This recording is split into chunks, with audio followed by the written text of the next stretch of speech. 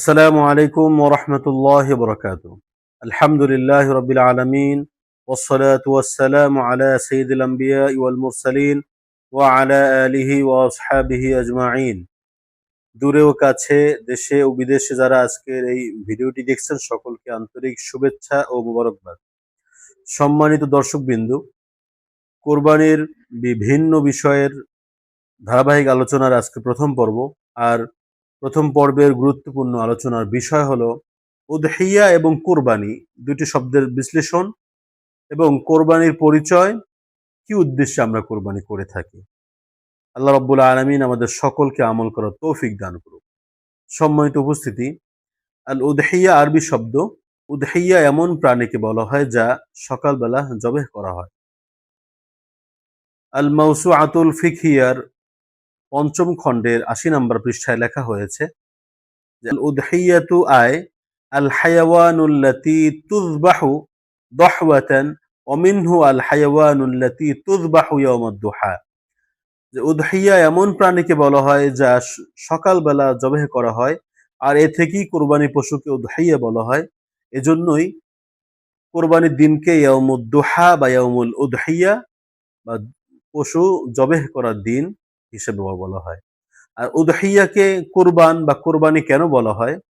কেননা উদহিয়া বা কোরবানি আল্লাহ তাআলার নৈকট্য হাসিলের জন্য, আল্লাহ তাআলার সন্তুষ্ট অর্জনের জন্য করা হয়, স্যাক্রিফাইস করা হয়। এই অর্থেই কিন্তু কোরবানি শব্দের ইংরেজি প্রতিশব্দ হলো স্যাক্রিফাইস, অর্থাৎ আত্মত্যাগ করা, আল্লাহ তাআলার সন্তুষ্টি অর্জনের জন্য, আল্লাহ তাআলার নৈকট্য হাসিলের জন্য তার প্রিয় বান্দা পক্ষ থেকে এই আত্মত্যাগ, এই কোরবান।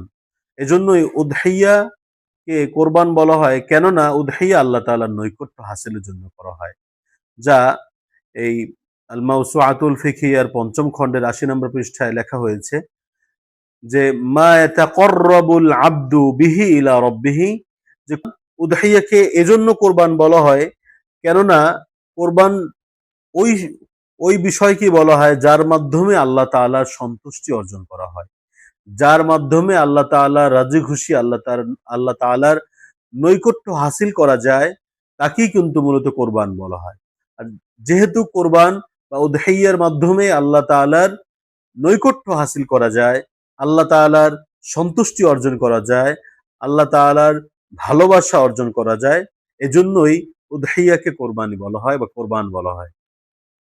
কেননা পবিত্র কোরআনে সূরা হজের ৩৭ নম্বর আল্লাহ তাআলা ইরশাদ করেন, লা ইয়ানালাল্লাহা লুহুমুহা ওয়ালা দিমাউহা ওয়ালাকিন ইয়ানালুহুত তাকওয়া মিনকুম।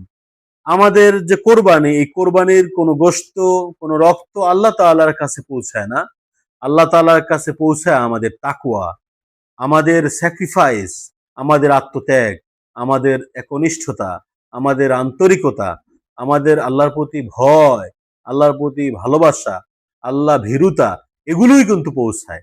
এগুলোই আল্লাহ তাআলা দেখেন। আল্লাহ তাআলা কোনো গোশত, কোনো মাংস তার দরবারে পৌঁছায় না, পৌঁছায় কেবলই আমাদের পক্ষ থেকে তাকওয়া, আল্লাহ ভয়, খোদা ভীরুতা। অতএব কোরবান, উদহিয়া এর মূল উদ্দেশ্যই হলো আল্লাহ তাআলার সন্তুষ্টি অর্জন, আল্লাহ তাআলার নৈকট্য হাসিল। আল্লাহ রাব্বুল আলামিন আমাদের সকলের কোরবানি এজন্যই হোক যার মাধ্যমে আল্লাহ তাআলার সন্তুষ্টি অর্জন, আল্লাহ তাআলার নৈকট্য হাসিল হয়। আল্লাহ রাব্বুল আলামিন আমাদের সকলকে এই নিয়তে কোরবানি করার তৌফিক দান করুক। আমিন। ওয়া আখির দাওয়ানা আলহামদুলিল্লাহি রাব্বিল আলামিন।